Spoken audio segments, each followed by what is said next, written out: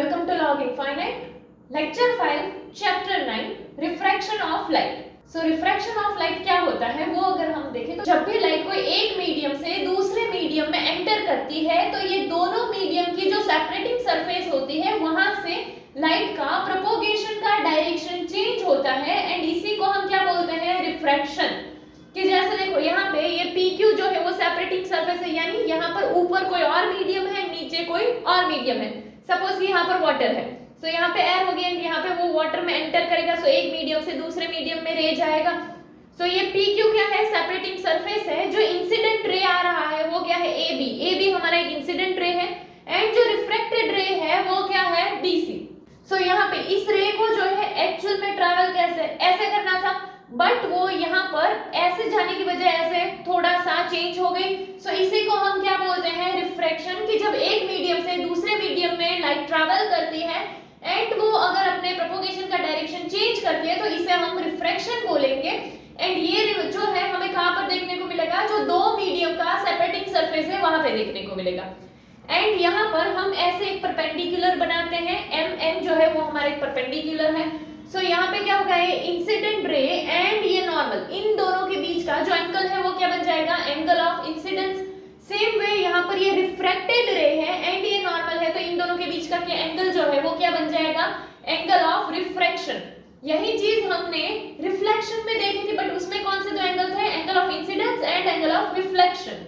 यहाँ पर जो है वो क्या है, angle of incident and angle of refraction. So इस डायग्राम के अकॉर्डिंग एंगल ABM जो है वो क्या आ जाएगा, I की यहाँ से अगर हम ऐसे देखें तो ये हमारा एंगल ऑफ इंसिडेंस है।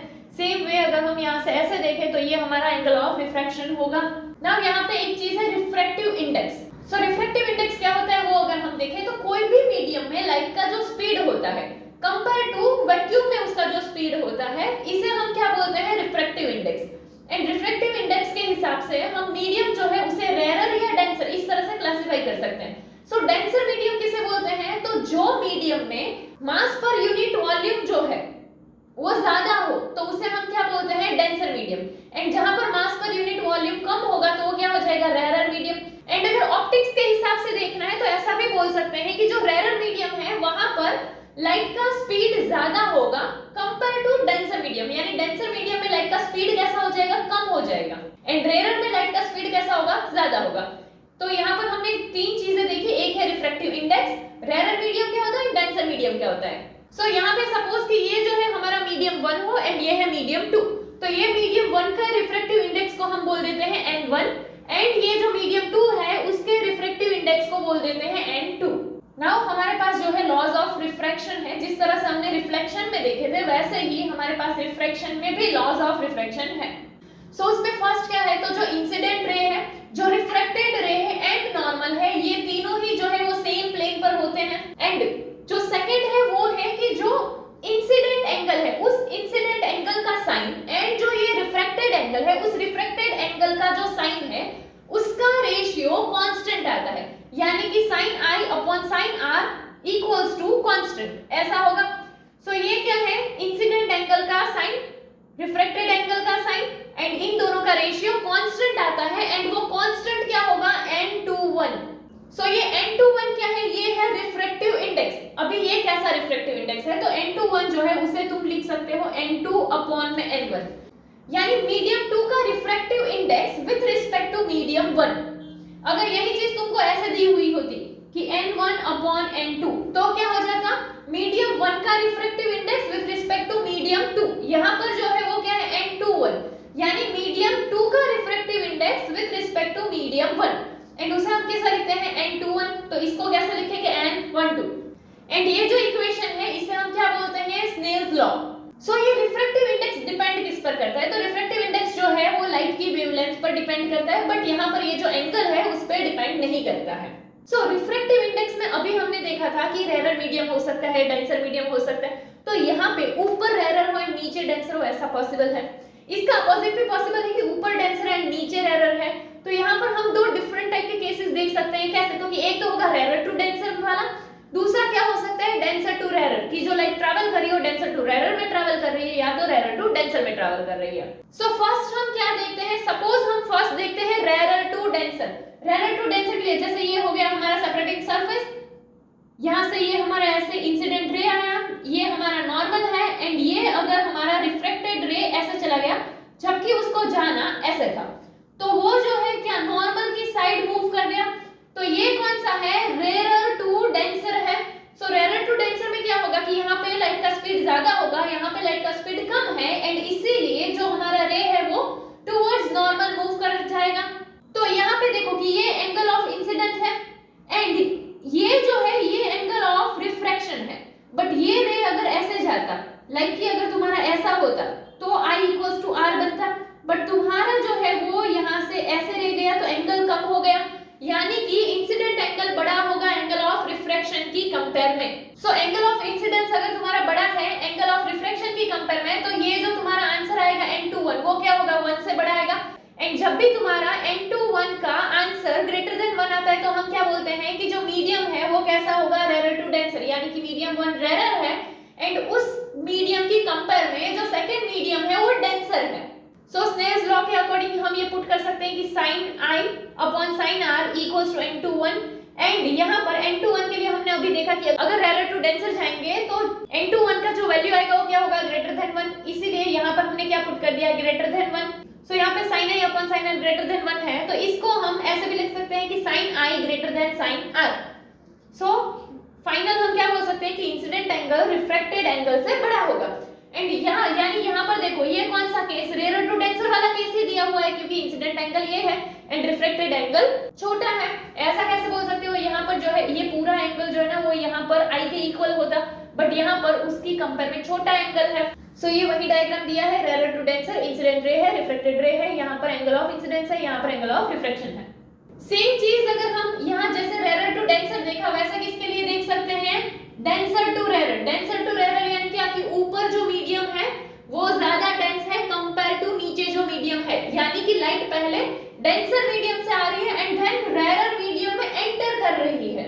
सो यहाँ से लाइट आएगी, डेंसर मीडियम में उसका स्पीड कैसा होगा, कम होगा, एंड जैसे ही वो सेकंड मीडियम में उसका स्पीड कैसा होगा, ज्यादा हो जाएगा, क्योंकि यहाँ पर मीडियम कैसा है, रेयर है। एंड अभी मैंने क्या बोला था कि ऑप्टिक्स के हिसाब से ऐसा भी बोल सकते हो कि रेयर मीडियम में स्पीड ज्यादा होती है, डेंसर मीडियम में स्पीड कम होगी।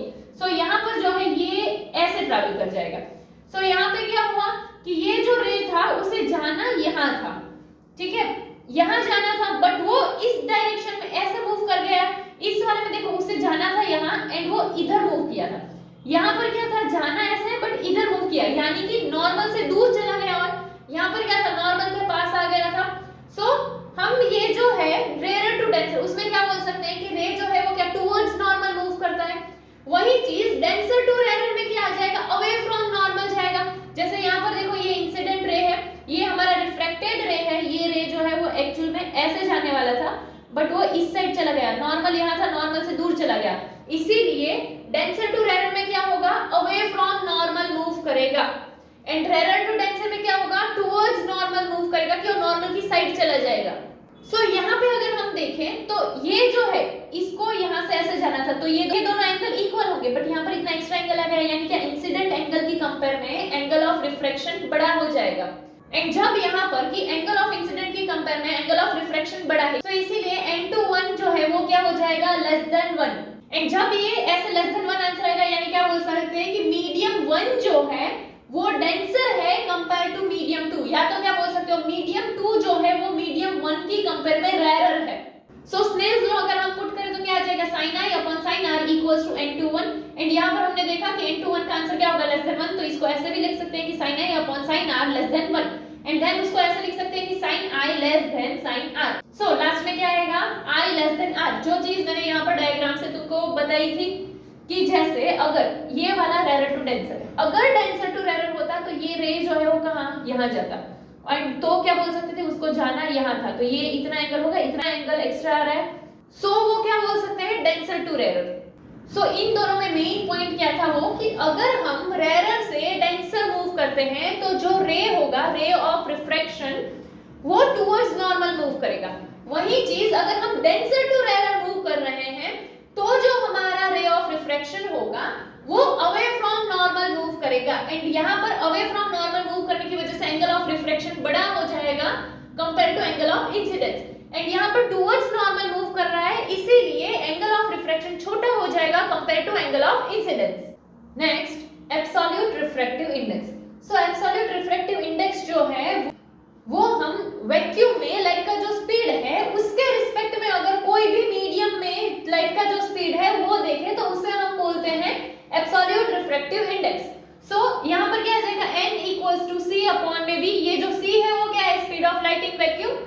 एंड ये जो रिफ्रैक्टिव इंडेक्स का वैल्यू जो है वो किस पर डिपेंड करता है, तो मीडियम के टाइप पे, मीडियम का जो टेम्परेचर है, लाइट का जो वेवलेंथ है, इसके ऊपर डिपेंड करता है. एंड अगर हमारे पास जो कोई भी लाइट इंसिडेंट हुई है उसके लिए इंसिडेंट एंगल अगर आई है एंड एंगल ऑफ रिफ्रैक्शन जो है वो अगर r है, तो रिलेटिव रिफ्लेक्टिव इंडेक्स क्या देख सकते हैं कि n21 equals to sin i upon sin r. ये हमने स्नेल के लॉ में देखा अभी है कि sin i upon sin r constant होता है एंड वहां पर क्या आएगा n21. सो यहाँ पे दो वर्ड है, एक है रिलेटिव रिफ्रैक्टिव इंडेक्स एंड एक है एब्सोल्यूट रिफ्रैक्टिव इंडेक्स. सो एब्सोल्यूट में क्या होता है, हम मीडियम का स्पीड वैक्यूम में जो लाइट का स्पीड है उसके साथ कंपेयर करके देखते हैं. वहीं रिलेटिव में क्या होगा, तो एक मीडियम में जो लाइट का स्पीड है उसको हम दूसरे मीडियम में जो लाइट का स्पीड है उससे कंपेयर करते हैं. तो यहाँ पे n21 यानी क्या हो जाएगा कि रिफ्रैक्टिव इंडेक्स जो मीडियम 2 का हो with respect to medium 1. And अगर यही चीज n12 हो जाएगी तो क्या बोलेंगे, रिफ्रैक्टिव इंडेक्स मीडियम 1 का विद रिस्पेक्ट टू मीडियम 2. सो इसके हिसाब से हम ऐसा भी बोल सकते हैं कि n12 इक्वल्स में क्या आ जाएगा 1 अपॉन n21. नाउ ऐसा कैसे बोल सकते हैं, तो n21 जो है वो क्या होगा n2 अपॉन n1. वहीं अगर हम n12 देखें तो वो क्या हो जाएगा n1 अपॉन n2. सो अगर हमें ऐसा बोलना कि ये दोनों इक्वल है तो यहाँ पर तो क्या है, दोनों का रेसिप्रोकल के हिसाब से आना चाहिए कि लाइक अगर हम यहाँ पर इसका रेसिप्रोकल कर दे तो क्या आ जाएगा, ये आ जाएगा 1 अपॉन में n21 इक्वल्स टू क्या आ जाएगा ये n1 अपॉन n2. तो देखो नाउ इक्वल हो जाएगा ये n1 अपॉन n2 एंड ये क्या हो गया n1 अपॉन n2. सो इसीलिए ऐसा बोल सकते हैं, तो ये क्या आ गया n12 इक्वल्स टू में 1 अपॉन n21. एंड यहाँ पर ये डिनोमिनेटर से यहाँ पर भी भेज सकते हैं, तो क्या बोल सकते हैं n21 into n12 equals to 1. And ये भी हम यहाँ से देख सकते हैं कि n21 है वो क्या हो जाएगा n2 upon n1 and n12 जो है वो क्या हो जाएगा n1 अपॉन n2. तो ये जो है इसका आंसर क्या आ जाएगा 1. नाउ अगर हम वेलोसिटी के लिए देखें तो सपोज कि हमारा जो मीडियम 1 है उस मीडियम 1 में लाइट का वेलोसिटी v1 हो एंड मीडियम 2 में लाइट का वेलोसिटी जो है वो क्या हो v2. तो यहाँ पर जो v1 अपॉन v2 का जो रेशियो होगा वो रिलेटिव रिफ्रैक्टिव इंडेक्स के इक्वल आता है, यानी कि n21 इक्वल्स टू क्या होगा v1 अपॉन v2. एंड अगर n21 का वैल्यू डालेंगे तो क्या हो जाएगा n2 upon n1 equals to v1 upon v2. So यहाँ पर जो हमने रिफ्रैक्टिव इंडेक्स के लिए एक फॉर्मूला देखा है वो क्या है कि n equals to c upon में v. सपोज कि हमारे पास जो मीडियम 1 है उसके लिए अगर हम देखें तो मीडियम 1 यानी क्या आ जाएगा n1 equals to c upon में v1 कि मीडियम 1 का रिफ्रैक्टिव इंडेक्स n1 है एंड वेलोसिटी जो उसमें होगा वो v1 है. सेम वे मीडियम 2 के लिए देखेंगे तो क्या आ जाएगा n2, वो क्या आ जाएगा c अपॉन में v2 कि मीडियम 2 का रिफ्रैक्टिव इंडेक्स n2 है एंड जो वेलोसिटी है वो v2 है. सो यहाँ पे अगर हमें n21 फाइंड करना है, n21 यानी क्या n2 अपॉन में n1, तो हम ये दोनों इक्वेशन का रेशियो ले सकते हैं. तो क्या आ जाएगा n2 अपॉन में n1 equals to, so n2 यानी ये वैल्यू पुट करेंगे कि c अपॉन में v2 देन n1 यानी ये आ जाएगा तो क्या आ जाएगा c अपॉन में v1. ये c से c कैंसिल हो जाएगा, डिनोमिनेटर का डिनोमिनेटर न्यूमरेटर जाएगा एंड ये डिनोमिनेटर में चला जाएगा, इसीलिए क्या आ जाएगा v1 अपॉन में v2. सो यहाँ पे हमारा लास्ट में वही आया कि n2 upon n1 equals to v1 upon v2. यही चीज अगर हमें ऐसे देखनी हो कि n1 अपॉन n2 तो क्या आ जाएगा v2 अपॉन v1.